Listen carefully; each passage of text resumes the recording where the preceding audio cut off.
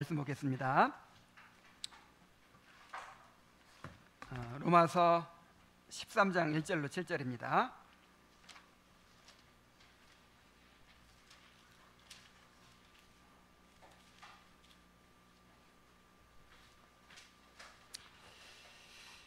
각 사람은 위에 있는 권세들에게 복종하라. 권세는 하나님으로부터 나지 않음이 없나니 모든 권세는 다 하나님께서 정하신 바라. 그러므로 권세를 거스르는 자는 하나님의 명을 거스림이니 거스르는 자들은 심판을 자취하리라. 다스리는 자들은 선한 일에 대하여 두려움이 되지 않고 악한 일에 대하여 되나니 내가 권세를 두려워하지 아니하려느냐.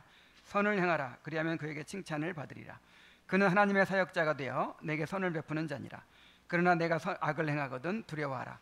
그가 공연히 칼을 가지지 아니하였으니 곧 하나님의 사역자가 되어 악을 행하는 자에게 진노하심을 따라 보응하는 자니라.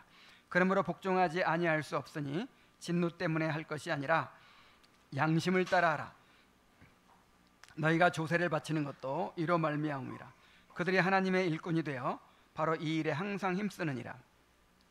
모든 자에게 줄 것을 주되 조세를 받을 자에게 조세를 바치고 관세를 받을 자에게 관세를 바치고 두려워할 자를 두려워하며 존경할 자를 존경하라. 아멘.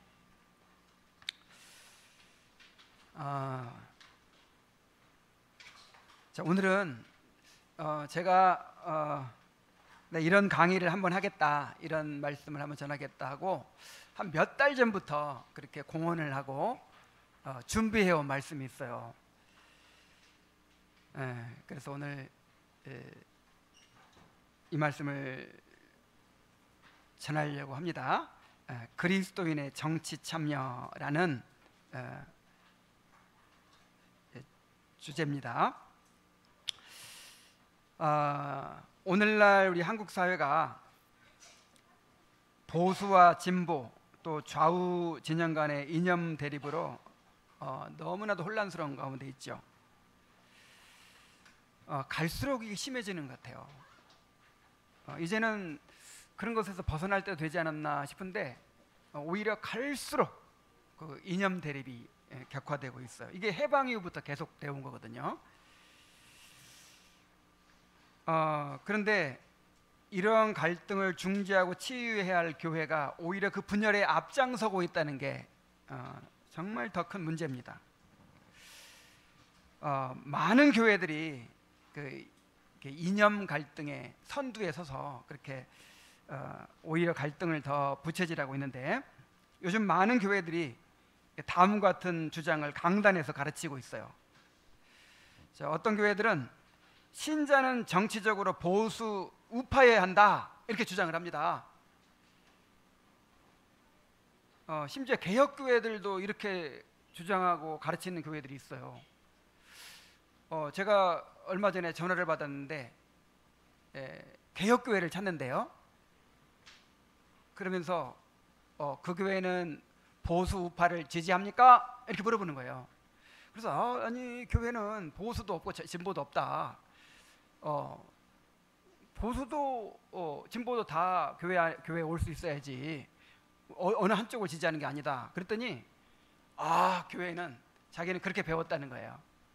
그래서 어느 교회에 다녔냐고 하니까 이 근처 다른 도시에 있는 개혁교회 이제 출신이라고 하더라고요. 이런 식이에요. 또 이제 반대 주장도 있을 수 있어요. 어떻게 교회가 우파일 수 있냐? 이렇게 소외된 사람들을 더 관심을 갖는 진보여야지 어떻게 보수 우파일 수 있냐? 또 이렇게 또 생각하는 사람도 있어요, 있기는. 그 다음에 또 어떤 주장들이 있냐면, 교회는 국가를 향해, 세상을 향해 예언자적 사명을 감당해야 한다. 그래가지고 이렇게 정부라든지 어떤 특정 정치 세력이라든지 여기에 대해서 책망하고 또 어떻게 이렇게 갈 길을 제시하고 막 해야 된다는 거예요. 그래가지고 교회 강단이 완전히 이렇게 정치 이야기로 막 이렇게 채워지고 있어요.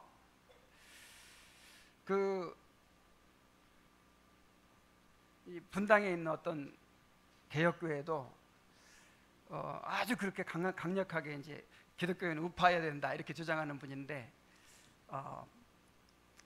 그 청년들 결혼을 위한 그 프로그램이 있더라고요. 이제 결혼 대상자를 찾는. 거기에 조건이 뭐냐? 1. 개혁신앙을 가진 자. 2.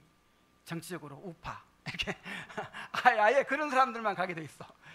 그리고 이번에 이제 선거 끝나고 나서 그 설교가 제목이 뭐냐면, 악한 정부가 들어섰을 때 그리스도인은 어떻게 해야 되는가. 이게 설교 제목이야. 그래서 이 예언자적 사명이라는 걸 너무 오해하고 있어요. 막 이렇게 정부를 비판하고 또 뭐 책망하고 막 이래야 되는 걸로 알고 있어요. 이거 절대로 잘못된 생각입니다. 그런가 하면 또 이제 저항권이라는 얘기를 많이 하죠. 신자는 불의한 정치 세력으로부터 나라를 지키기 위해서 적극적으로 투쟁을 해야 된다는 거예요. 이것도 정말 잘못된 생각입니다. 이렇게 많은 교회들이, 심지어 개혁교회들조차도 특정 정치 이념이나 정당을 노골적으로 지지하거나 비판하는 설교를 서슴지 않고 있고, 또 많은 사람들을 모아서 세를 과시하고 실력 행사에 나서는 일도 벌어지고 있어요. 이렇게 광화문이나 막 이런데 막 수천 명, 수만 명 모여가지고 그렇게 막 데모를 하고 무슨 동성애 반대를 하고, 물론 반대하는 건 좋죠. 근데 그렇게 어떤 세를 과시하면서 그렇게 막 실력 행사를 통해서 자기들의 주장을 관철시키고, 이게 성경에서 명하는 것입니까? 이건 절대로 옳은 게 아니에요. 자, 그런가 하면 이제 반대로 이런 거에 질려가지고 정치를 혐오하거나 아예 무관심한 태도를 보이는 그리스도인들도 있어요. 그래서 몰라, 보수가 뭔지 진보가 뭔지, 그 다음에 정치가 어떻게 돌아가고 있는지, 누가 옳고 그런지 아예 판단을 안 하려고 해요. 이것 또한 바람직하지 않습니다. 이것도 올바른 태도가 아니에요. 우리는 하나님 나라 백성이면서 또 이 세상 나라의 시민이거든요. 자, 이러한 현상은 교회와 국가, 하나님 나라와 세상 나라를 구별하지 못하는 신학적 오류에서 비롯된 것입니다.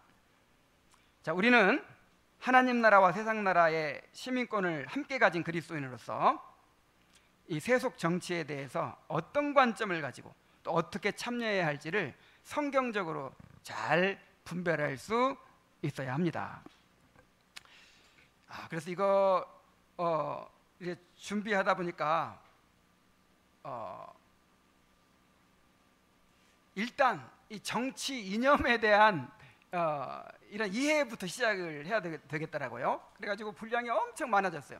혹시 좀 시간이 많이 걸릴지도 모릅니다. 특히 우리 아이들에게도 필요할 것 같아가지고 제가 좀 정리를 간략하게 했습니다. 자, 지금 보수와 진보가 뭐 이렇게 또 좌파와 우파가 막 이렇게 서로 막 상대를 인정하지 않고, 없어져야 될 존재예요. 상대가 인정하지 않고 막 이렇게 싸우고 있는데, 교회들까지 앞장서 가지고 이렇게 하고 있는데, 일단 뭘 알아야겠어요. 올바른 태도를 하려면 보수가 뭔지 진보가 뭔지 또 좌파가 뭔지 우파가 뭔지 이 정치 이념을 좀 알아야 되겠죠. 자, 정치 이념에 대한 이해를 좀 먼저 살펴봅시다. 자, 정치 체제가 있고 경제 체제가 있어요. 이 정치 체제는 크게 민주주의와 독재로 구분이 됩니다. 자, 민주주의는 주권이 국민에게 있고 국민이 선출한 대표자가 권력을 위임받아 통치하는 체제예요. 자, 오늘날에는 민주주의가 가장 이상적인 정치 형태로 인식되고 있죠. 그러나 민주주의라는 것도 완전한 것은 아니에요. 민주주의 자체가 또 우상이 되고 있어요. 자, 민주주의는 주권자인 국민들이 역량을 갖추지 못하면 잘못된 지도자의 선동에 휘둘리거나 다수의 폭정으로 흐르거나 무질서 혼란에 빠질 수가 있습니다. 그래서 플라톤은 이거를 중우정치라 그랬어요. 중우정치. 중우정치라는 말은 대중들의 어리석은 정치라는 거죠. 정치인들이 흔히 하는 말 있죠. 국민은 무조건 옳다. 근데 사실 무조건 옳아요? 옳지 않아요. 이 대중들은 이제 우리 성경적인 입장에서 보면은 어리석고 악하죠. 히틀러가 왜 나왔죠? 대중들이 선택한 거예요. 그렇게. 이게 중우정치의 아주 맹점이에요. 그래서 이 플라톤은 민주주의는 너무 위험하다. 이 중우정치가 될 수 있다. 그래서 좀 지식인들이, 이 철학자들이 집단으로 이렇게 통치를 하는 것이 이상적이다. 그래서 철인 정치를 주장했고, 자, 칼빈은 어떤 게 좋다고 했을까요? 칼빈은 왕정 같은 1인 독재도 이게 부패하기 쉽고 잘못되기가 너무 쉽죠. 그렇다고 해서 민주주의는 너무 무질서 혼란에 빠질 수 있다. 칼빈은 이 인간의 그 죄성을 많이 이제 강조를 하니까. 그래서 칼빈은 어떤 거를 제시했냐면 이 귀족 정치와 민주 정치를 혼합한 정치. 기독교 강요에 보면 나와요. 이게 이상적이다. 그렇게 제시를 했어요. 근데 어쨌든 그게 또 쉽지 않죠. 오늘날 뭐 그러면 누구를 대표로 또 할 수 있겠어요. 그래서 뭐 그나마 민주 정치가 가장 그래도 바람직한 대안이라고 생각하고, 이제 이 국민들의 그 역량을 이제 키워가는 거죠. 민주적인 역량을 키워가는 게 중요합니다. 자, 민주주의의 반대가 뭐예요? 이렇게 민주주의의 반대가 공산주의라고 알고 있는 사람도 있어. 이게 아니에요. 나중에 나오냐, 공산주의는 경제체제. 자, 민주주의의 반대. 국민이 주권을 가지고 통치하는, 대표자를 뽑아 통치하는 게 민주주의라면 반대로 개인이나 소수의 집단이 모든 권력을 장악하고 그렇게 행사하는 정치 체제를 독재라고 하죠. 여기는 왕정 독재도 있고 군사 독재도 있고 공산당 같은 일당 독재도 있고, 그렇죠? 근데 오늘날 민주주의냐 독재냐 이거 가지고 싸우는 사람은 아무도 없어요. 그렇죠? 뭐 독재를 좋아하고 지지하는 사람은 뭐 우리나라에 없을 거예요.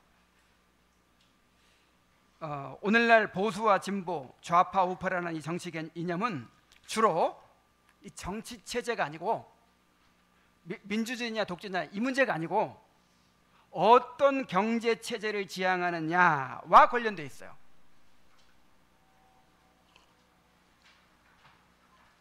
자, 경제 체제에는 뭐 자본주의도 있고 공산주의도 있고 그다음에 사회주의도 있고 뭐 여러 가지가 있겠죠.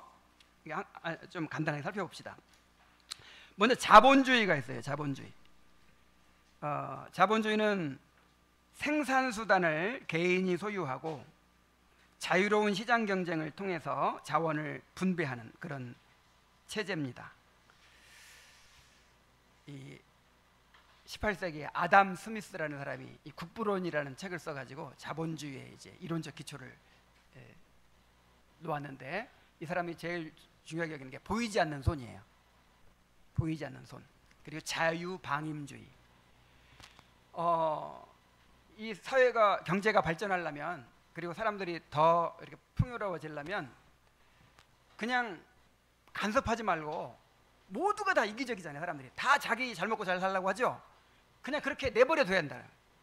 시장 기능에 내버려 두면 보이지 않는 손이 수요와 분배도 조정하고 가격도 조정하고 또 이렇게 경제가 또 발전해 가고 그렇게 된다는 거예요. 그래서 보이지 않는 손, 보이지 않는 시장의 기능에 그냥 방임해둬야 된다.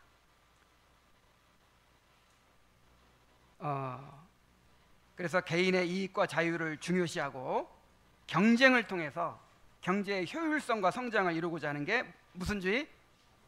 자본주의죠. 근데 자본주의를 해보니까 너무 문제가 많은 거예요. 자, 어떤 문제가 있죠? 이 자본을 돈이라든지 땅이라든지 무슨 뭐 공장이라든지 옛날 같으면 자, 이런 생산 수단을 개인이 소유하고 있다 보니까 자, 돈 있는 사람이 돈을 벌죠. 땅 가진 사람이 계속 돈을 벌잖아요.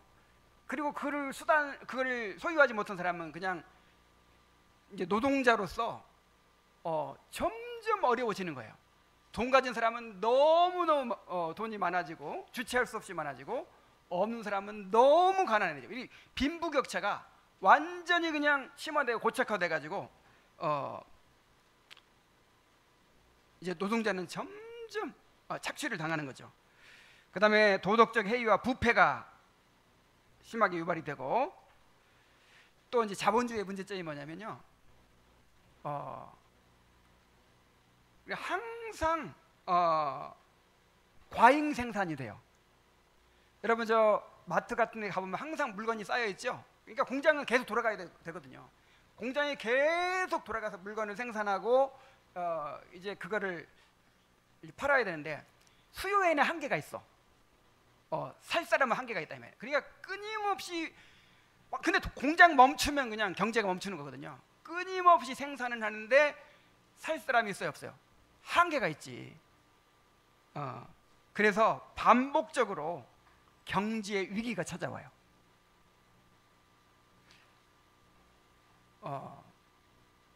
이제 물건이 안 팔리니까 공장이, 기계가 멈추겠죠.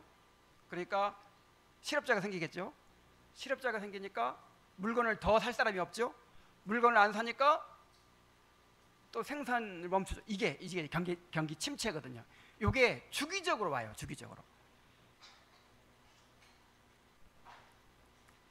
그래서 이 자본주의의 폐해, 이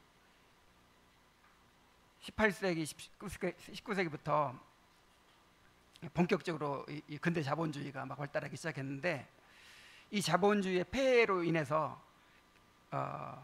경제 공황이 오고, 그 다음에 이제 물건을 계속 팔아야 되니까 식민지를 개척합니다. 그래서 그 산업혁명에 앞선 그 선진국들이 그렇게 남의 나라를 막 아시아, 아프리카, 남아메리카, 북아메리카까지 가가지고 그렇게 식민지를 삼아가지고 그렇게 수탈을 한 거예요. 그 다음에 식민지도 얻을 수 없는 나라들은 뭘 택하는 줄 아세요? 전쟁을 택해가지고 1, 2차 세계대전이 사실은 경제 문제 때문에 생겨났어요. 가장 큰 원인이. 그 다음에 공산주의가 생겨났어요. 공산주의. 이 자본주의의 폐해 때문에 야, 이거 안 되겠다. 이 마르크스라는 사람이 보니까 이렇게 해가지고는 이 정의로운 사회를 이룰 수가 없다. 이 생산 수단을 이 개인이 독점하면 안 된다. 이 국가가 자본이라든지 토지라든지 이런 생산 수단을 국가가 소유하고 국가가 공동으로 그걸 관리해서 이제 생산한 다음에 분배를 공평하게, 그래서 뭐 부자도 가난한 사람도 없이 공평한 사회를 이루어야 된다. 그렇게 생겨난 게 공산주의예요. 공산주의. 자, 공산주의는 생산 수단을 국가가 소유하고 경제 활동을 중앙 정부가 계획하고 통제함으로써 평등한 분배를 이루려는 체제입니다. 근데 해보니까 잘 돼요, 안 돼요? 너무 생각은 좋았는데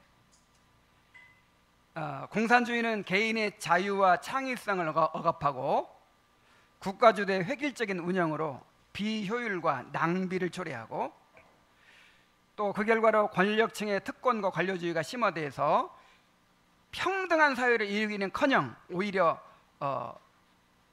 독재로 흐르고, 오히려 특권층이 또 생겨요. 그리고 시장의 기능이 없기 때문에 늘 물자 부족과 경제 침체, 또 삶의 질 저하가 지속이 됩니다.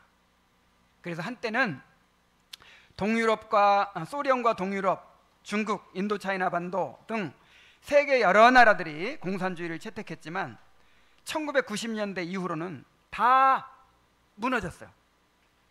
그래서 오늘날 완전한 형태의 공산주의는 없어요.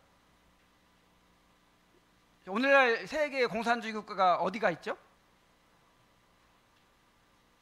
북한도 완전한 공산주의가 아니에요. 이 북한 경제의 50%가 장마당에서 이루어진대요. 그러니까 이제 이 공산주의는 국가가 국민들에게 필요한 것들을 이렇게 분배를 해줘야 되잖아요. 배급 끝났어요. 북한에는 다 알아서 장마당에서 이렇게 구해다가 살아요. 그러니까 너무너무 어렵죠. 중국이 공산주의 국가인가요? 중국은 이제 공산당 일당 독재이긴 한데 경제는 자본주의 경제야. 완전한 자본주의 경제도 아니지만 지금 중국의 빈부격차가 엄청나잖아요. 없어요. 오늘날 완전한 공산주의 국가는 지구상에 한 나라도 없어요.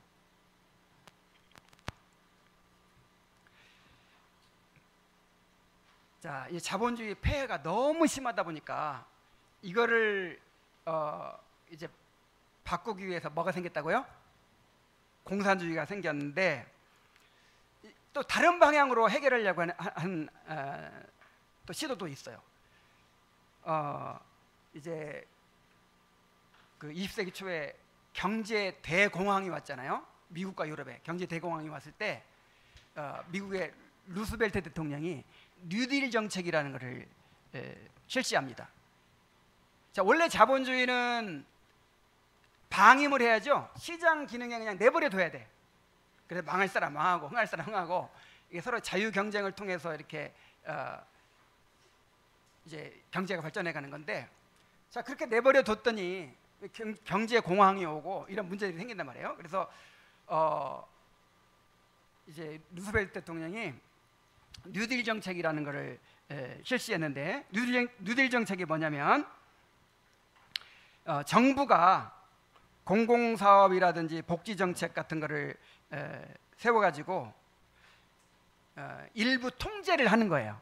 정부가 개입을 하는 거예요. 그래서 이거를 수정자본주의라고 합니다. 그래서 오늘날 대부분의 나라들은 다 어느 정도 개입을 해요. 국가가. 자, 우리나라도 개입을 하나요, 안 하나요?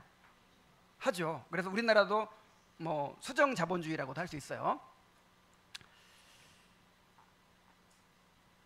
자, 그 다음에 사회주의라는 게 또 있어요. 사회주의.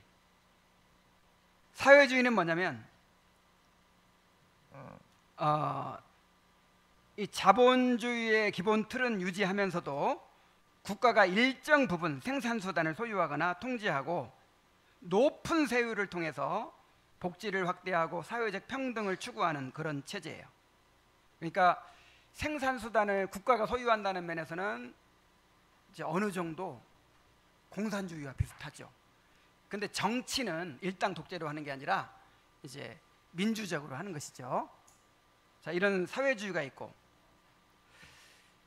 그 다음에 거기서 조금 더 약한 사회민주주의라는 게 있어요. 자본주의 시장경제를 기반으로 하면서도 높은 세율과 강력한 복지정책, 평등의 가치를 아주 중요하게 여기는 체제예요.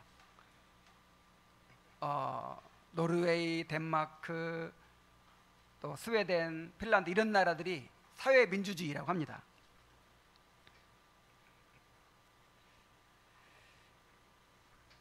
자, 그 다음에 또 뭐가 있냐면 신자유주의라는 게 있어요. 신자유주의.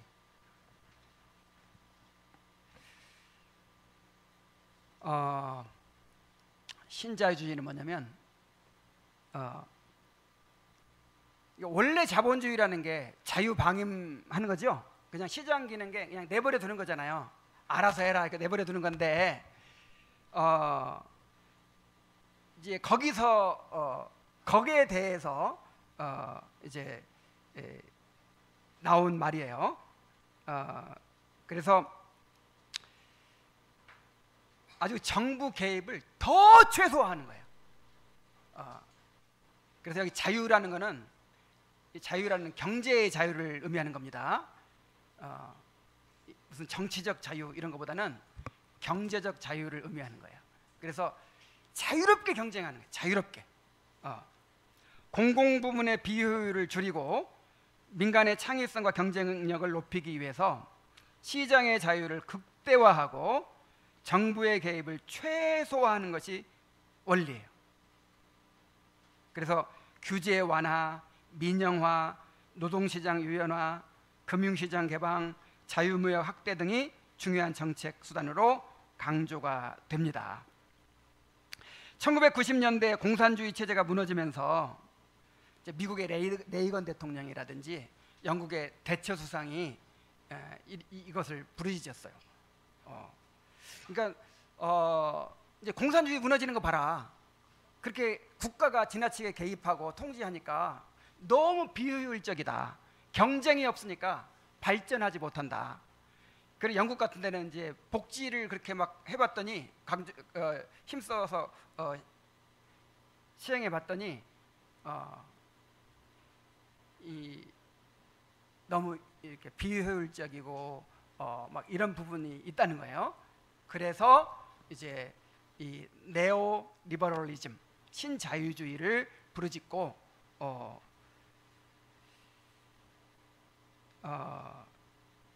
이제 그런 체제를 만들어 갑니다. 그리고 IMF라든지 세계은행이라든지 세계무역기구라든지 이런 데서 이제 개발도상국에 원조를 하면서 구조조정과 시장 개방을 조건으로 내걸어요. 자, 우리나라 경제가 상당 부분 신자유주의 정책을 쓰거든요. 그러니까 신자유주의 정책이 뭐냐면 민영화하는 거예요. 이 국가 기관 산업을 국가가 운영을 했더니 자, 공무원들은 뭐 그렇게 뭐 일하려고 애쓰지 않잖아요. 그러니까 민영화 해버리면 자기 이익을 위해서 뭐 열심히 할 거 아니냐. 그래가지고 예를 들어서 포항제철, 또 뭡니까? 또 한국통신, KT 뭐 이런 거 다 민영화 됐잖아요. 이런 거 막 민영화하고, 그 다음에 이 노동시장 유연화라는 거 뭐냐면 직장에서 해고시키는 거 쉽게 할 수 있도록, 평생 직장이라는 게 없어졌잖아요. 우리나라가 IMF 때 이제 IMF의 자금 지원을 받으면서 이걸 조건으로 내건 거예요. 이 신자유주의 이 경제 정책을 받아들여라. 이게 글로벌 스탠다드다. 이걸 받아들이는 조건으로 자금 지원을 받았기 때문에 그때 우리나라 경제가 상당 부분 신자유주의 정책으로 가게 됐죠. 자, 그런데 신자유주의 경제가 이 국가가 너무 이렇게 개입을 최소화하고 시장의 자유를 극대화하다 보니까 이 빈부격차, 양극화가 너무 심화됐다는 그런 비판을 받고 있어요. 그러니까 이건 이제 세계화라는 것도 관련이 있는데, 여러분 세계화라는 거 많이 들어봤죠? 그러니까 이제는 모든 무역 장벽도 다 없애버리고 그냥 자유롭게 이렇게 모든 규제가 없이 무역을 하고 이 정부 개입을 하지 말고 막 이렇게 자유롭게 경쟁하도록 하자. 이건 누구한테 유리하겠어요? 미국이나 막 이런 선진국의 대기업들한테 유리하겠어요? 아니면 가난한 나라에 유리하겠어요? 경쟁이 안 되지. 경쟁이 안 돼요. 그래서 이거는 이 세계가 너무너무 양극화되고 또 한 나라 안에서도 빈부격차가 너무 심화되고 자, 이런 이제 결과가 빚어졌어요. 그래서 많은 비판이 제기되고 있습니다.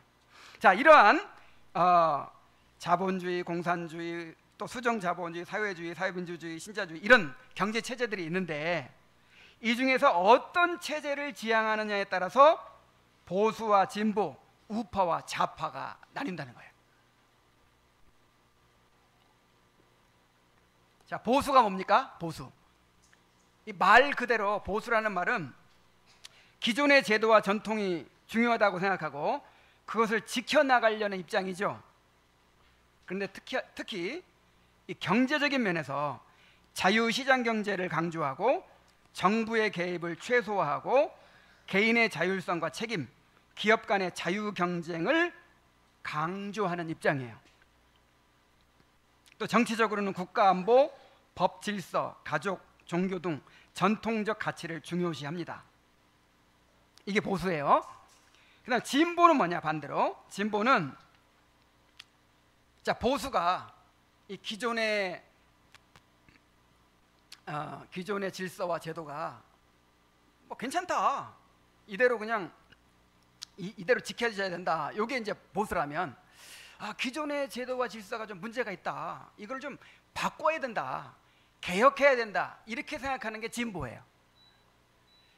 경제적으로는 정부의 적극적인 개입을 통해서 부의 재분배, 사회적 약자 보호, 사회 정의의 실천을 추구합니다.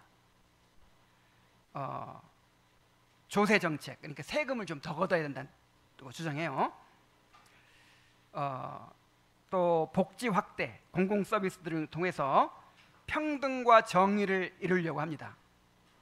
정치적으로는 소수자 보호, 인권 향상, 다양성과 개혁 등을 중요하게 여기죠. 자, 그럼 우파와 좌파는 또 어떻게 나뉠까요? 자, 우파와 좌파라는 용어는 프랑스 혁명 당시에 국민의회에서 유래했어요. 당시 의회에서 의장을 기준으로 우측에는 이 왕권과 구체제를 지지하는 보수파가 위치해 있었고 왼쪽에는 또 이제 급진적 개혁을 추구하는 개혁파가 앉아 있었어요. 그래서 이제 이 급진적 개혁을 주장하는 사람들을 좌파라고 부르고, 또 이제 이 왕정이라든지 구체제를 유지해야 된다고 주장하는 사람들을 우파라고 불렀다는 거예요. 그래서 보수와 우파가 비슷한 개념이죠. 또 진보와 좌파가 비슷한 개념이죠. 물론 단어 자체로는 좀 구분되는 개념이지만 우리나라에서는, 우리나라 실정으로 봐서는 이게 겹쳐요. 그래서 편의상 보수 우파 또 진보 좌파 이렇게 함께 묶어서 설명을 할 수가 있습니다. 자, 지금까지 이야기한 거를 한번 이제 정리해 볼게요. 자, 보수 우파가 있고 진보 좌파가 있는데 가장 왼쪽에 어떤 경제 체제가 있어요? 공산주의가 있어요. 왼쪽 끝까지 가면 뭐가 나와요? 공산주의가 나와요. 왼쪽 끝까지 가면. 그 다음에 오른쪽 끝까지 가면 뭐가 나와요? 신자유주의가 나와요. 자, 왼쪽 끝까지 가면 공산주의, 오른쪽 끝까지 가면 신자유주의가 나옵니다. 그래서 이게 딱 고정되어 있는 게 아니라 왔다 갔다 하는 거예요. 그러니까 이 중에서 중간 정도 되면 뭐라 그러죠? 중도라고 해요. 중간 정도 되면 중도라고 하고, 중간에서 왼쪽으로 더 많이 갔으면 좌파라고 하고, 오른쪽으로 많이 갔으면 우파라고 하고. 자, 우리나라의 경우는 더불어민주당을 비롯한 진보 정파는 경제에 있어 정부의 적극적인 개입과 복지를 강조하는 수정자본주의를 지향합니다. 반면에 국민의힘을 비롯한 보수 우파는 정부 개입을 최소화하고 시장의 자유와 경쟁을 중시하는 미국식 신자유주의 경향을 보입니다. 그래서 이제 보수 쪽에서는 작은 정부를 항상 주장해요. 작은 정부. 공무원 숫자도 확 줄이고, 그다음에 이 국영 기업들을 전부 민영화하려고 해요. 막 철도도 민영화하려고 하고, 막 한전도 민영화하려고 하고, 다 민영화하려고 합니다. 왜냐하면 그래야만 더 효율적이라고 생각하는 거죠. 그런데 이제 이 진보 쪽에서는 그러면 그걸 민영화해버리면 서민들이 살기 어렵다. 전기요금 막 한 달에 몇십만 원 나온다. 그래가지고 반대를 하죠. 자, 내가 너무 간단하게 지금 막 넘어가고 있는데 다 지금 잘 따라오고 있죠? 우리 어린이들도. 자, 중요한 거는, 자, 어떤 게 오를까요? 이 중에서 어떤 경제 체제가 옳아요?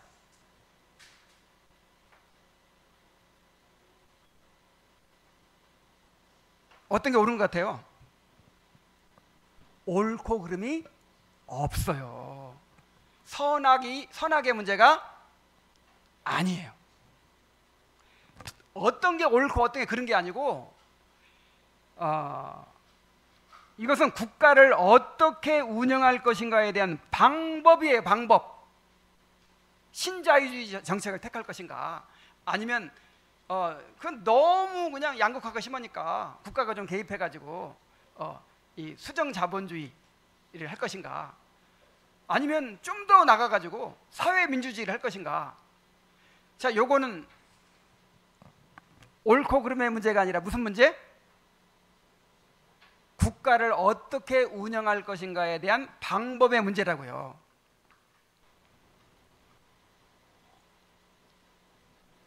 심지어 여러분, 일본이나 프랑스나 이탈리아나 인도나 필리핀이나 이런 나라들에는 공산당도 있어요. 민주국가인데 정당 중에 공산당이 있어요.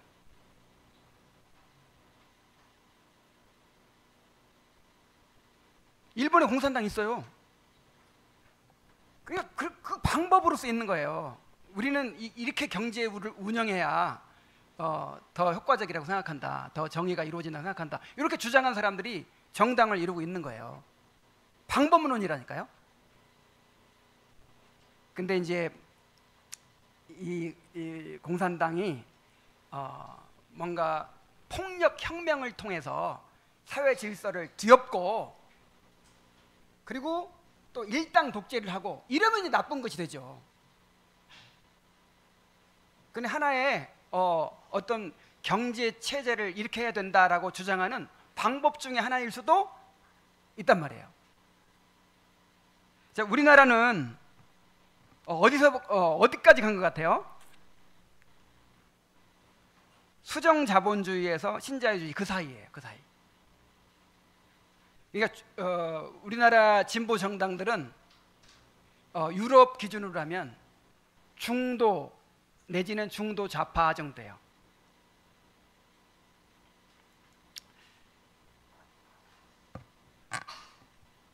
그래서 상황에 따라서 보수 우파적인 정책이 필요할 수도 있고, 진보 좌파적인 정책이 효과적일 수도 있습니다. 자, 우리는 어떤 이념이나 정파에 치우치기보다 성경의 가치에 비추어서 그 정책이 정의롭고 공동선을 이루는가를 기준으로 판단을 해야 되죠. 그래서 상대를 나와 생각이 다르다고 해서 인정하지 않는, 악으로 규정하는, 이것은 정말 잘못된 거예요. 근데 단 극우, 극좌는 배격을 해야 되죠. 자, 극우 극좌가 뭐예요? 자, 극우라는 게 뭐냐면 급진적인 민족주의를 추구하고 외국인이나 소수자에 대한 혐오를 조장하고 힘의 논리와 독재적인 지도력, 그리고 강력한 국가 통제를 중시하는 그런 사상이에요, 극우가. 그래서 약간 예를 들어서 중국인 혐오 같은 거 막 생겨나고 있죠. 이런 거는 정말 위험한 거예요. 그러니까 우리가 동성애를 반대하지만 성소수자들을 혐오해서는 또 안 돼요. 이거는 성경적이지도 않고 이거는 민주적이지도 않아요. 그래서 어떤 특정한 대상을 혐오하는 거, 그리고 편을 가르는 거, 그리고 뭔가 폭력을 통해서 뭔가를 옳은 거를 이루려고 하는 거, 이거 안 되는 거예요. 이게 이제 대표적인 이 극우 이 성향을 가진 사람들이 옛날에 이 나치도 극우라고 할 수 있고, 이탈리아의 파시스트 뭐 이런 사람들이 이제 극우죠. 일본의 군국주의 같은 거.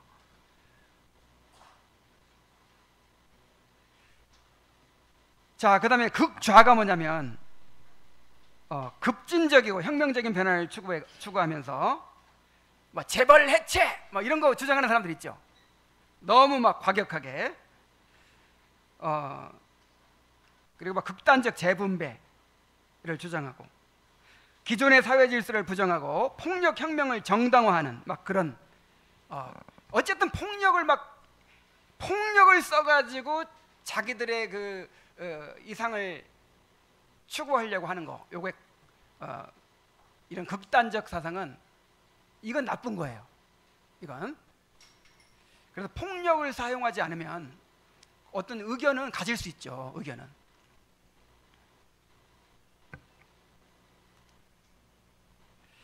자, 이제 본론이 나왔어요. 본론. 이 이야기를 하기 위해서 여기까지 설명을 했습니다. 이걸 좀 알아야 할 수가 있죠. 자, 신자로서 정치 이념에 대한 평가와 태도를 봅시다.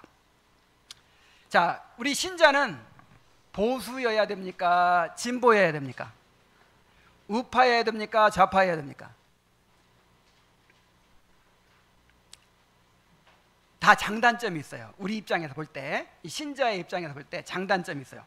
자, 보수 우파의 장점은 뭘까요? 전통적인 윤리 기준을 고수하고 동성애, 낙태 뭐 이런 거 반대하죠. 그리고 가정, 교회, 국가 이런 기존 질서와 권위를 존중하려고 하는 그런 점이 있어요. 보수가. 그런 점에서는 장점이죠. 우리가 보기에. 근데 단점이 있어요. 단점. 자유 경쟁에 의한 성장에 치중하다 보면은 빈부격차가 심화되고 구조적 불의가 고착화됩니다. 그런데 이를 개혁하려는 관심이 없어요. 그리고 경제 성장이라든지 국가주의, 민족주의가 우상이 될 수 있어요. 그러니까 장단점이 다 있다는 거 알아야 돼. 장단점이. 예를 들어서 알기 쉽게 좀 설명을 하면, 그 트럼프 대통령을 어떻게 생각하세요? 트럼프가 신자유주의를 지지하는 진짜 우파, 보수 우파의 대표적인 인물인데, 자, 이분이 성경적으로 볼 때 우리가 이제 투표를 한다든지 하면 평가를 해야 되잖아요. 그럼 어떻게 평가할 수 있을까요? 이분이 동성애 같은 거 아주 반대하고, 그 다음에 군대에서 트랜스젠더들 다 쫓아내고, 이런 걸로 봐서 아주 이건 저 하나님의 종이다 막 이렇게 생각하고, 아주 트럼프를 무슨 그냥 대단한 이 신앙인처럼 막 그렇게 막 축해 세우는 사람들이 있어요. 근데 또 보세요. 이 자국 우선주의, 그리고 트럼프가 집권하고 나서 그 복지 같은 거 줄이고, 그 다음에 심지어 교육부 같은 거 폐지해버리고, 파리 기후 협약 그런 거 탈퇴해버리고, 지금 여러분 생각해 보세요. 지금 뭐 탄소 중립이라고 해가지고 막 지금 난리잖아요. 지금 지구 환경을 지금 보존해야 된다고 막 다 그러고 있는데, 지금 뭡니까? 이 지구 온난화 이런 거에 대해 가장 책임이 큰 국가가 어느 나라일까요? 미국이거든요. 근데 우리나라 이익이 안 된다. 만약에 책임 많이 지라고 하니까 이익이 안 된다 해가지고 탈퇴해버린 거예요. 파리 기후협약도. 세계보건기구도 탈퇴해버렸어요. 이제 미국의 의료보험 제도 같은 게 너무 이렇게 친자유주의 국가니까 이게 이제 민영화로 다 이루어지니까 가난한 사람 병원을 못 가요. 그러니까 이제 오바마 케어라고 해가지고 이제 가난한 사람들을 위한 그런 걸 좀 이렇게 제도를 좀 마련하고 했는데 그거 다 축소 내지는 폐지 이런 식으로 나가는 거예요. 그리고 지금 이 미국 우선주의라는 게, 자국 우선주의라는 게 얼마나 참 무서운 건지 몰라요. 그러니까 만약 우리나라 같은 작은 나라가 자국 우선주의를 하는 건 이거는 자기 나라 살기 위해서 그럴 수 있죠. 미국은요, 전 세계 모든 자금이 다 미국으로 몰립니다. 우리나라 사람들 주식 투자 다 애플 또 엔비디아 다 하지. 지금 우리나라 주식 안 사요. 전 세계 자금이 다 모이고요, 전 세계 인재가 다 모여요. 하여간 미국은 그래가지고 지금 국민소득이 미국이 8만 7천 달러인가 그렇거든요. 그런데 그런 세계에 책임을 져야 될 만한 나라가 자국 우선주의를 그렇게 내세우고 그렇게 국가 이기주의를 내세우고, 이거 정말 무서운 일이에요. 이게 기독교 정신인가요? 그래서 장단점이 있다 이 말이에요. 장단점이. 동성애 반대 뭐 이런 거 보면은 이게 참 이렇게 좀 우리 보기에 장점이 있는 거고, 또 그런 지나친 우파적인 정책들, 뭐 자국 우선주의라든지 그런 복지 같은 거, 이 가난한 사람 뭐 이렇게 소외된 사람들 이렇게 돌아보고 이러려고 하진 않잖아요. 이제 세계 경찰 노릇도 안 하겠다는 거잖아요 지금. 이제 그런 걸로 봐서는 이게 또 기독교 정신에 맞지 않아요. 그래서 그거 한 가지 가지고 그냥 무조건 그렇게 평가할 일이 아니라 이 말이죠. 자, 그러면 진보에 대한 또 입장을 보면, 자, 장점이 뭘까요? 예를 들어 정의와 평등을 추구하죠. 인권을 강조하죠. 사회적 약자에 대한 관심을 기울이죠. 구조적 불의에 대한 개혁과 정의로운 사회를 추구하죠. 이런 면은 기독교의 정신과 맥을 같이 한다고 볼 수 있어요. 그래서 지금은 기독교는 우파여야 된다, 보수여야 된다 막 이렇게 주장하는 사람이 있는데, 예전에는 어떻게 기독교가 진보가 아닐 수가 있냐. 기독교인들은 당연히 사회적 불의에 대해서 개혁하려고 해야지. 그리고 이 소외된 사람들, 이 사회적 약자들을 배려하고 그렇게 해야지. 자, 이런 면에서는 진보가 기독교와 가깝다고 볼 수가 있는 거죠. 그 정신이. 자, 그런데 장점만 있는 게 아니라 또 뭐가 있어요? 단점이 있어요.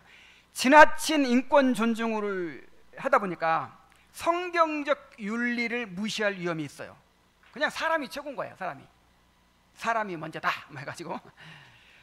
그 다음에 동성애, 낙태, 젠더 이데올로기 등을 인권의 이름으로 정당화할 수 있어요.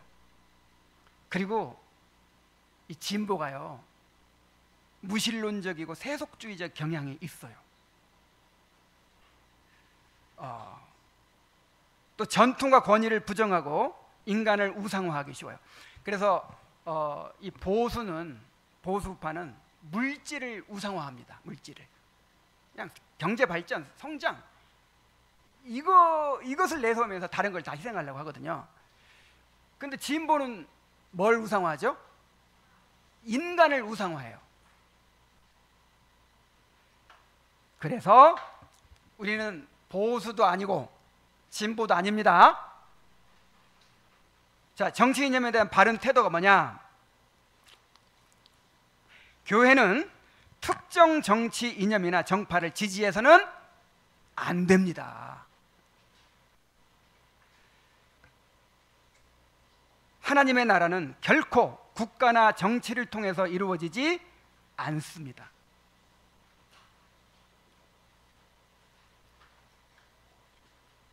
자, 일부 그 개혁교회 목사님들 중에서 이런 주장을 하는 사람들이 있더라고요. 자본주의가 칼빈에 의해서 나왔다. 그래서 이게 성경적인 거다. 그래가지고 뭐 자본주의가 뭐 그냥 아주 뭐 하나님이 뭐 만들어내신 것처럼 막 그렇게 막 가르치는 사람들도 있어요. 근데 칼빈이 만들어낸 거 아닙니다. 칼빈이 자본주의를 뭐 이렇게 물론 이제 영향은 받을 수 있죠. 영향은. 근데 뭐 칼빈에게서 나온 거 아니에요. 예를 들어 신명기에 나오는 그 이스라엘 백성의 공동체, 이거 보면은 좌파 정책 같아요, 우파 정책 같아요. 진보 정책 같아요, 보수 정책 같아요. 다 함께 살자는 거예요. 이 공동체가 함께 살자는, 그렇게 사회적 약자에 대한 배려가 많잖아요. 밭 추수할 때도 한 모퉁이 남겨두라는 거야. 가난한 사람 먹게. 그리고 내가 땅을 샀어도, 내가 노예를 샀어도 얼마 만에? 7년 지나면 그냥 다 돌려주라는 거야. 그래가지고 막 한 사람이 독점하지 못하도록 만들어놨어. 완전히 좌파 정책. 그리고 칼빈의 그 제네바 시를 봐도, 제네바 그 시의 정책을 봐도 그렇게 그 가난한 사람들을 보살피기 위한 정책을 많이 시행을 했어요. 그냥 무조건 자본주의가 아니에요.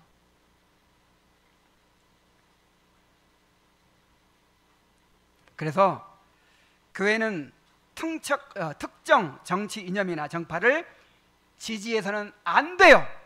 물론 개인적으로 한 사람의 시민으로서는 나는 아무래도 국민의힘이 더 우리나라를 운영하는 일에 국민의힘 정책이 더 좋은 것 같아. 나는 민주당 정책이 더 좋은 것 같아. 이렇게 개인적인 의견을 가질 수 있지만 교회가 어떤 특정 정치 이념이나 정파를 지지해서는 안 돼요. 교회는 우파여야 됩니다. 교회는 진보여야 됩니다. 절대 안 돼요.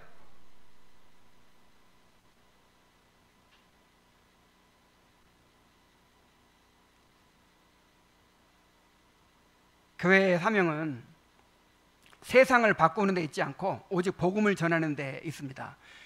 이렇게 막 주장을 하는 이유 중에 하나가 뭐냐면 하나님 나라에 대한 오해에서 나온 것도 있어요. 그러니까 우리가 세상에 나가가지고 빛과 소금의 역할을 담당해서 이 세상을 하나님 나라로 만들어 가야 된다. 이 세상을 하나님 나라로 변화시켜야 한다. 자, 이런 가르침을 많이 들어봤죠. 이게 옳아요, 틀려요? 우리는 두 나라 국민이잖아요. 두 나라. 우리는 세상을 변화시키라고 부름받지 않았어요. 예수님도 사도들도 초대교인들도 세상을 변화시키려고 하지 않았어요. 우리는 복음을 증거하라고 부름받았지 세상을 변화시키려고 부름받은 게 아닙니다. 그리고 교회가 한쪽 편에 서게 되면 다른 쪽에 있는 이들에게는 전도의 문이 막히게 돼요. 기독교는 우파해야 됩니다. 그런 교회에 좌파가 가겠어요, 안 가겠어요? 그럼 복음의 문이 막히죠. 자, 그 다음에 두 번째로, 국가나 정치 이념, 정당에 소망을 두어서는 안 됩니다. 이 진보 정부가 들어서면 우리나라가 뭐 어떻게 될 거다, 보수 정부가 들어서면 어떻게 될 거다, 이런 기대하지 마세요. 우리의 참된 소망은 오직 예수 그리스도와 하나님 나라에 있습니다. 그런데 반대로 어떤 정파도 악으로 규정하거나 미워하지 말아야 돼요. 막 미워하고 막 누구 때문에 나라가 망하는 것 같고 지나치게 그렇게 하는 것도 이것도 우상으로 여기는 거예요. 자, 세 번째로, 그렇다고 해서 정치에 무관심해서도 안 됩니다. 신자는 하나님 나라의 백성이지만 동시에 이 땅의 시민으로서 세상 나라를 보존하고 선을 이루기 위해 책임 있게 참여해야 할 의무가 있어요. 그래서 좀 알아야겠죠? 좀 알아야 올바른 선택을 하지. 그래서 네 번째로, 성경적인 윤리와 삶을 친밀하고 깊이 있게 배워가야 합니다. 자, 성경의 윤리를 잘 알아야 이념이나 정파, 인물과 정책 같은 것들을 바르게 판단할 수가 있겠죠. 그 다음에 다섯 번째, 이게 중요한데, 객관성과 공정함은 신자가 반드시 지켜야 할 윤리입니다. 자, 뭐라고요? 객관성과 공정함. 지금 오늘 뭐가 문제예요? 너무 편향돼 있어요. 그러니까 이제 그 사람들이 이렇게 편을 가르잖아요. 나는 우파야, 나는 좌파야. 이렇게 딱 편을 갈라놓으면 그때부터 눈이 가리워지는 거예요.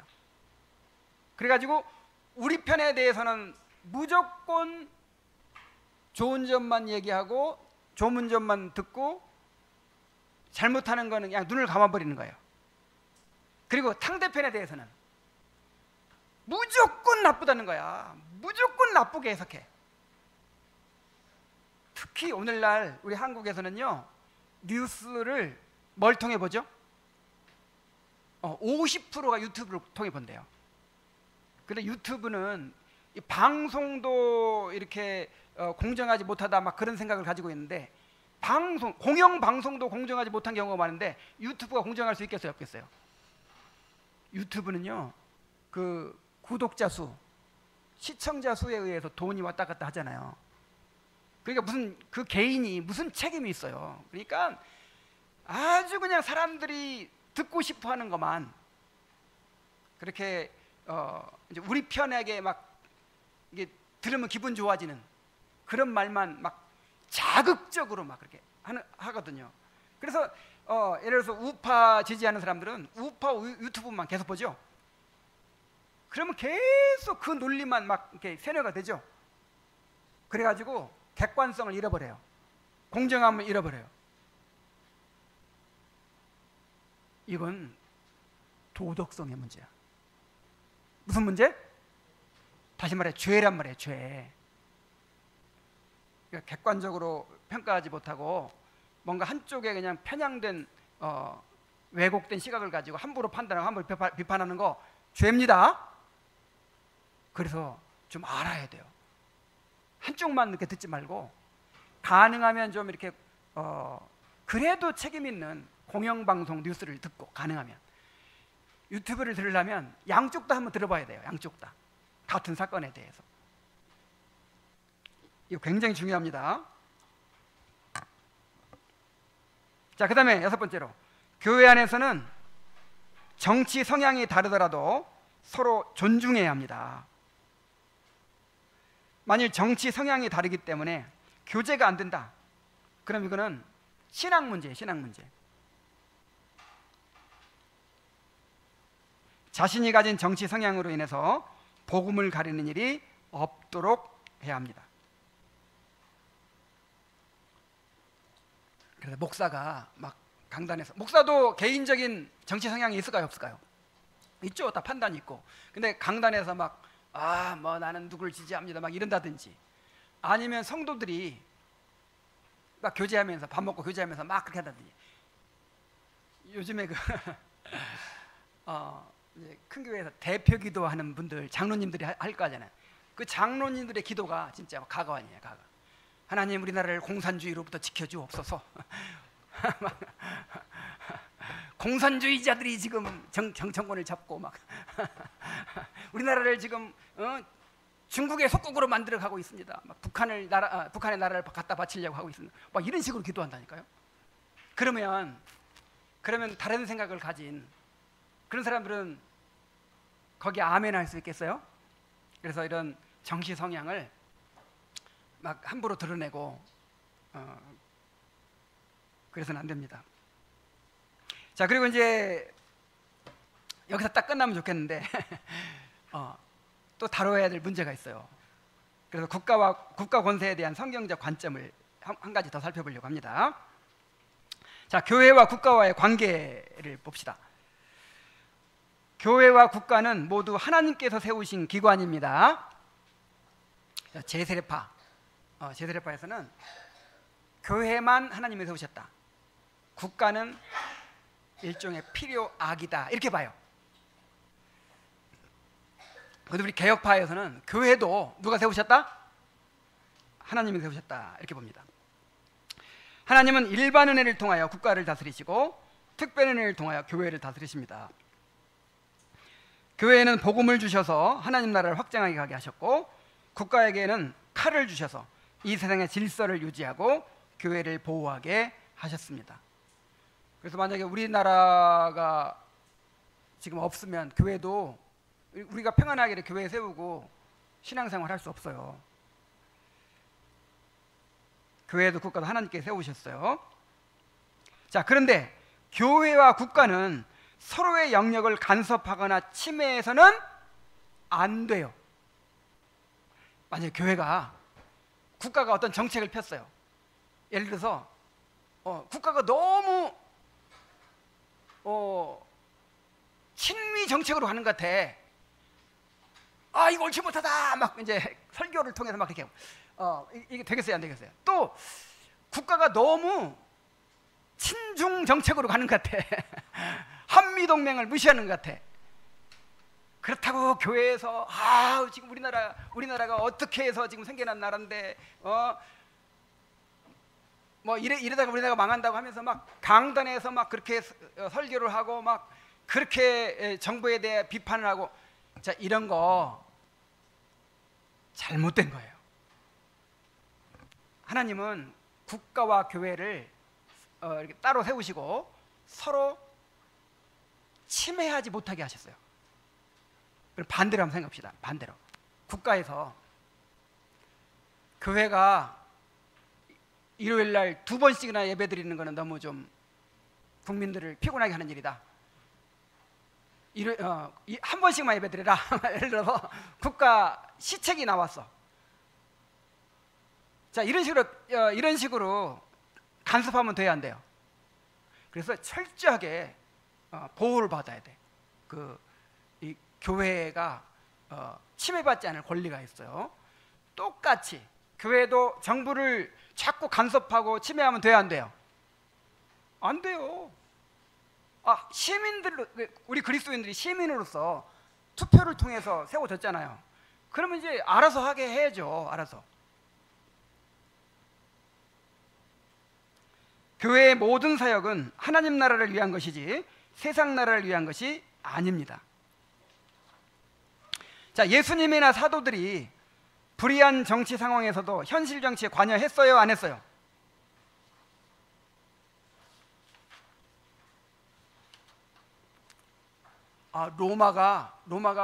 로마의 식민 정책이 너무 가혹하다, 세금을 너무 많이 걷어간다, 막 그러면서 예수님이 막 로마 총독을 향해서 막 비판하고, 아니면 헤로드 왕을 향해서 막 비판하고 그랬어요, 안 그랬어요? 사도들이 그랬나요? 그 로마 황제들이 전부 다 막 동성애에 빠져 있고 막 그렇게 잔인하게 막 그 권력 투쟁을 벌이고 막 그럴 때 로마 황제 잘못됐습니다 하고 막 그랬어요, 안 그랬어요? 간섭 안 했잖아요.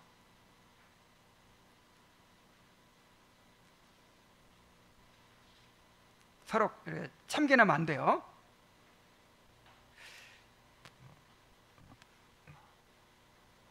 더구나 교회가 성경의 윤리를 국가에 요구하고 죄를 책망하는 일도 적절하지 않습니다. 예수님과 사도들도 로마 제국의 불의를 직접적으로 책망하기보다 하나님의 나라와 의를 선포하심으로써 간접적으로 세속 권세의 한계와 타락을 드러내셨어요. 그러니까 우리는 하나님 나라의 윤리를 계속 선포하죠, 교회에서. 이런 방식이에요, 이런 방식. 직접적으로 지금 대통령이 뭐 잘못했습니다, 이게 아니고, 우리는 그럴 권리가 없다니까요. 자, 그러면 이제 이런 질문을 할 거예요. 세례 요한이 누구 책망했어요? 세례 요한이 헤롯을 책망했죠? 헤롯 왕을 책망하다가 체포돼 가지고 죽었죠. 그처럼 또 구약의 선지자들이 왕의 죄를 막 책망했잖아요. 나단 선지자가 막 다윗에게 찾아가서 책망하고, 오늘날 교회가 그런 예언자적 사명을 감당해야 된다 이렇게 주장하거든요. 근데 지금은 달라요. 지금은 달라요. 옛날 구약시대는, 구약시대 이스라엘은 하나님의 언약 공동체로서 그 나라 자체가 교회예요. 자, 이스라엘이 뭐라고요? 구약교회입니다. 구약교회. 왕은 하나님의 대리자예요. 그래서 하나님의 통치를 대리하는 것이거든요, 왕이. 그래서 선지자에게 하나님의 말씀을 전하고 책망하도록, 죄를 책망하도록 책임을 부여하셨어요, 그때는. 그러나 신약시대는 교회와 국가가 분리됐습니다. 이제 교회가 더 이상 국가에 하나님 나라의 윤리를 요구할 수 없어요. 그리고 죄를 책망할 수도 없어요. 아까도 말했지만 이제 교회에서 하나님 나라의 윤리를 선포함으로 이제 그들의 불의를 드러내는 거죠.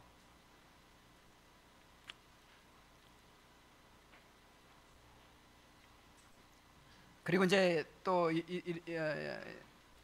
이걸 주장하는 사람들이 또 얘기하는 것 중에 하나가 뭐냐면, 그 아브라함 카이퍼, 칼빈주의자 아브라함 카이퍼가 네덜란드에 수상을 역임했어요. 헤르만 바빙크가 국회의원을 했어요. 그거 봐라, 기독교가 적극적으로 정치에 참여해야 된다.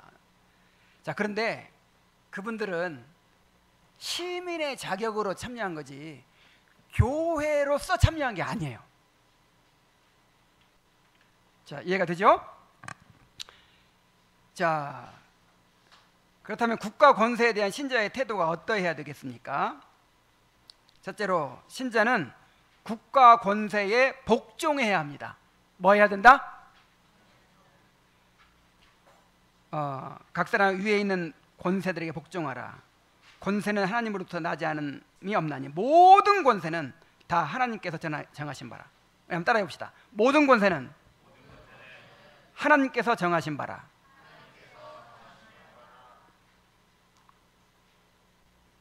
이게 모든 권세 속에 악한 권세가 포함될까요, 안 될까요? 포함돼요. 악한 권세도 누가 세우셨다? 하나님이 세우셨다. 그래서 정말 마음에 안 드는 사람, 정말 좀 불이하게 보이는 사람이 대통령이 됐어. 그럼 복종 안 해도 돼요? 옛날 로마 황제 때 로마 황제들이 얼마나 불의한 사람들입니까? 그 로마 황제를 염두에 두고 모든 권세에 복종하라고 한 거예요. 칼빈도 기독교 강요에서 불의한 권세에게도 복종해야 된다 이렇게 가르쳤어요. 그리고 신자는 국가 권세자들을 위해서 기도해야 됩니다. 디모데전서 2장 2절로 3절에 보면, 임금들과 높은 지위에 있는 모든 사람들을 위하여 기도하라. 이는 우리가 모든 경건함과 단정함으로 고요하고 평안한 생활을 하려 함이라. 이것이 우리 구주 하나님 앞에서 선하고 받으실 만한 것이니 그랬어요.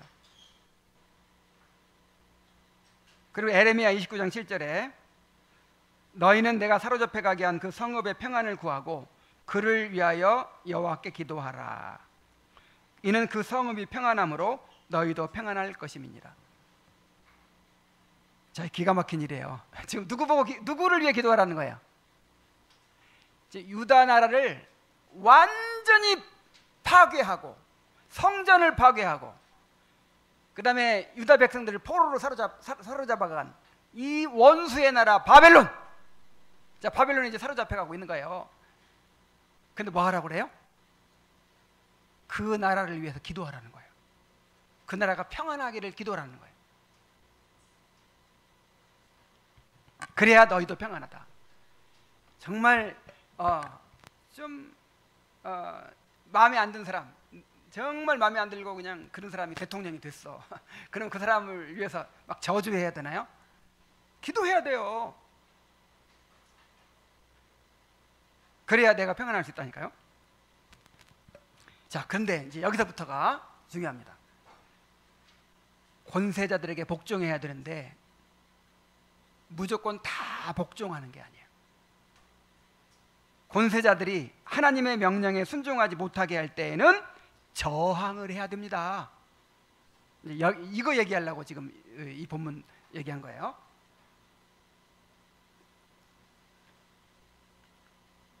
자, 우리가 모든 권세가 누구로부터 나왔다? 그러면 하나님의 명령과 권세자의 명령이 배치될 때는 누구 명령을 따라야 돼요? 하나님의 명령을 따라야죠. 예를 들어서 일본이 우리나라를 지배하고 있을 때 그때는 어쩔 수 없어요.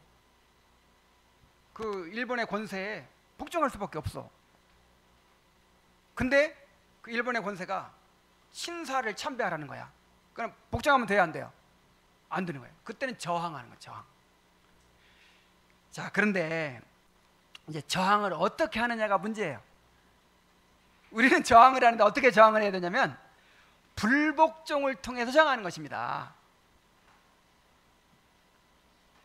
자, 이 저항권에 대해서 잘못 이해하고 있어요, 지금. 자, 민주국가에서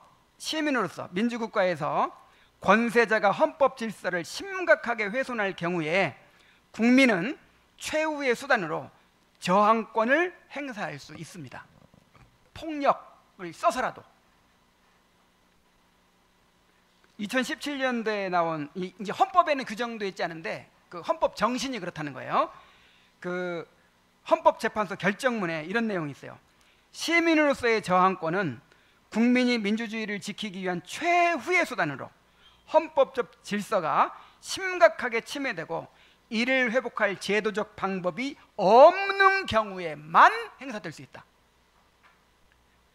그러니까 대통령이 잘못된 정책을 좀 쓴다고 그때 막 항거하라는 게 아니고 저항하라는 게 아니고 헌법 질서를 완전히 유린할 경우, 그래서 이번에 이제 그 윤석열 대통령이 비상계엄을 선포하고 불법적으로 비상계엄을 선포해가지고 막 그 의회를 이렇게 막 제압하려고 했잖아요. 자, 이런 경우에는 저항할 수 있는 거예요. 뭔가 이렇게 헌법 질서를 완전히 유린하는 그런 경우에만, 그리고 다른 수단이 없을 때, 다른 방법이 없을 때만 이렇게 이제 실력 행사를 통해서 저항할 수 있는 권리가 민주 시민에게는 있어요. 그런데 교회의 저항은 또 달라요. 교회는 이런 식으로 저항하면 안 돼. 교회는 세력을 과시하거나 폭력으로 맞서는 것이 아니라 복음을 위해 핍박을 감수하면서도 불의한 명령에 복종하지 않는 불복종의 형태로 이루어져야 합니다. 그래서 지금 광화문에 모여가지고 막 수천 수만 모여가지고 막 시위하고, 이게 옳아요 틀려요? 잘못된 거예요. 우리 그리스도인들은 그렇게 막 세를 과시하고 힘으로 막 그렇게 막 제압하고 이러도록 돼 있질 않아요. 매를 때리면 맞고 감옥에 가두면 갇히고 그런 식으로 저항하는 거예요.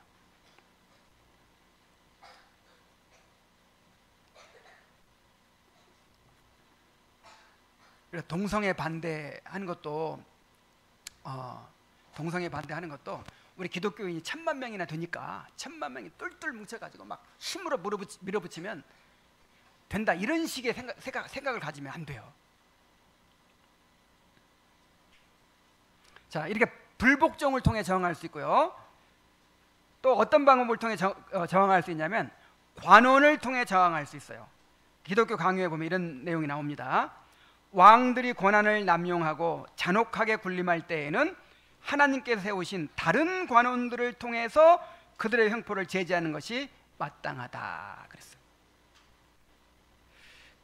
그래서 칼빈은 지도자만이 아니라 공직자들도 하나님이 나라를 위해 세우신 사람들로서 지도자의 권력 남용을 막고 공공의 정의를 수호할 책임이 있다고 봤어요. 그리고 시민들은 이러한 공직자들의 정당한 저항에 협력할 수 있습니다. 그래서 우리나라 같은 경우는 이번에 그 국회가 막았죠. 국회가 그 관원들이에요. 관원들. 이런 책임이 있는 거예요. 사실 그 장관들도 그런 책임이 있는 거예요. 그래서 이제 국회라든지 그런 공직자들이 그런 최고 지도자의 그거를 이제 헌법 질서를 유린하려고 하는 거를 이렇게 막았을 때 우리 시민들은 그 편에 설 수 있는 거죠. 또 시민으로서까지 합법적인 권리를 통해서 저항할 수 있죠. 예를 들면 투표라든지 평화적인 시위라든지 어떤 청원을 제출한다든지 의견을 표명한다든지 공청회에 참여한다든지, 자, 이런 방법으로 또 저항할 수 있습니다. 그래서 시위 같은 것도 우리가 주의해야 돼요. 시민으로서는 시위에 참여할 수 있는데 대개 보면 그 시위 그 장면들을 보면 막 인신 공격도 있고 막 지나친 막 그 증오를 막 발산하고 막 조롱하고 막 그러잖아요. 그래서 그런데 그냥 함께 합세해가지고 그냥 막 같이 노래 부르고 같이 춤추고 막, 난 이건 별로 바람직스럽지 않다고 생각해요. 그래서 시위 같은 것도 정말 우리가 주의해서 참여해야 되겠죠. 자, 그렇다면 이제 또 이분들이 오해하고 있는 게 있어. 영국의 청교도 전쟁을 봐라. 청교도 전쟁을 봐라. 그 내전을 벌였잖아요. 막 내전을. 그 의회파와 왕당파가 전쟁을 벌였죠. 그러니까 우리도 만약에 불의한 세력이 그렇게 나라를 막 망치려고 할 때 우리도 막 폭력을 사용해서 그들을 물리쳐야 되지 않겠냐. 막 이렇게 또 주장을 하기도 해요. 자, 청교도들은 당시 영국 의회를 하나님께 세우신 합법적 관원으로 해석함으로써 정당한 저항의 주체로 봤어요. 그러니까 칼빈과 다른 게 아닙니다. 칼빈이 어떻게 저항하라고 그랬어요? 불복종을 통해 저항하기도 하지만 또 누구를 통해서? 관원을 통해서. 그리고 사무엘 루터포드는 렉스라는 유명한 책이 있어요. 이 법이 왕이다 그런 책인데, 자, 뭐가 왕이다? 법이 왕 위에 있다는 거예요. 자, 법이 위에 있어요? 왕이 위에 있어요? 법이. 그래서 왕도 법을 어기면 끌어내릴 수 있다 이렇게 가르쳤어요. 자, 칼빈 시대에는, 자, 로마 시대나 그 사도 시대나 칼빈 시대에는 이런 왕이 법이에요. 왕보다 더 높은 게 없어요. 그런데 이제 이 청교도 시대만 해도 의회가 있어. 의회. 이 권력이 나뉘어져 있어요. 그리고 법치가 성립이 돼서, 법치, 왕도 법에 따라야 되는. 그래서 이제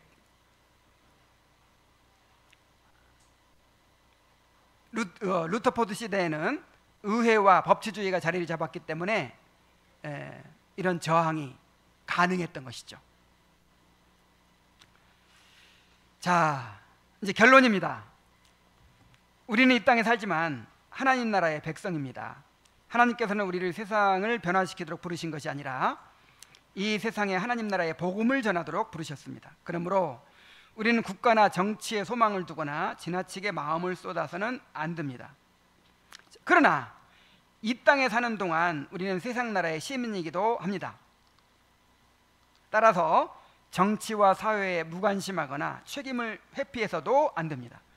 우리는 하나님 나라와 세상 나라의 관계를 바르게 이해하고 두 나라의 시민으로서